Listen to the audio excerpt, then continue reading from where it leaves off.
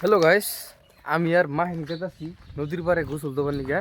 তো আজকার ব্লগটা মানে আমরা ডেলি ডেলি নদী পাড়ে যাই গোসল দেবার নিগা। মানে আমি গ্রামের একটা ভিউ এটা আজকে দেখামু আপনার ঘরে।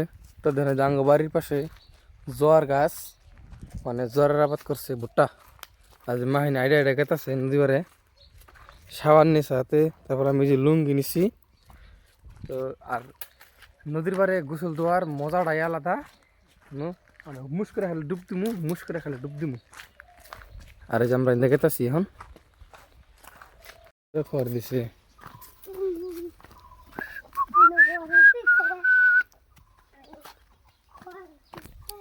আর এটা হলো একটা পুকুর, মানে এই দিনে পুকুরে পানি থাকে না আর কি। আর জানি যে পুকুর পাড়ে একটা বাঁশ দিয়ে মাছা তৈরি করছি। তো এনে গরমের দিনে কিন্তু খুব মজা লাগে এনে বয়ে থেকে। আর এমবি থেকে যারা সুন্দর একটা হাওয়া হয়, একদম মজার একটা হাওয়া। আর আমরা যিনি বয়ে থাকি বাঁশের মাছার মধ্যে। আর এমবর হলো যে পুকুর, বর্ষার দিনে কিন্তু একদম পুকুরের মধ্যে পরিপূর্ণভাবে পানি থাকে। হ্যাঁ, আর মাছ ছাড়লে কিন্তু বড়িয়ে বড়িয়ে মাছ হয়, বড় বড় মাছ। আর এরকম একটা বাঁশারার ভিতর দিয়ে জানাকে। তো আমরা এই বাঁশারার ভিতর দিয়ে গেতাছি। আর মাইন কিন্তু আগে গেতাছে, ওই যে মাইন স্কুলে গেছে, স্কুল থেকে আইলো। আর এই যে অলরেডি কিন্তু আমরা নদীর পাড়ে আগে বললাম।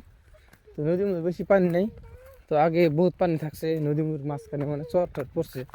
তো এখন ওই ধরনের কিছু হয় না আর কি। এই ধরনের যে কালাই ক্ষেত, এটা হলো ফেসারি কালাই না কি কালাই বানি কয়। ও না না না, এটা হলো মুসুরি কালাই। মুসুরি কালাই যেটা আমরা ডেলি রাইন দেখাই।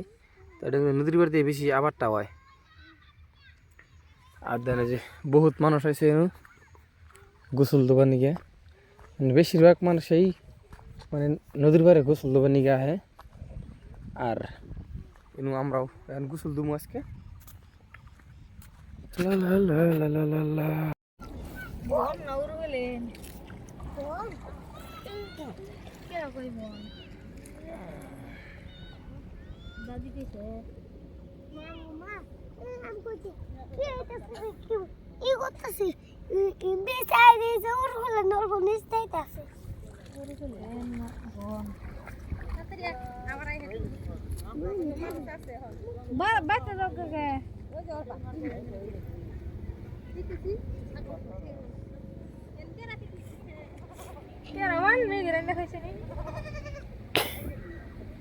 ও কালকে এখন করা গেছে।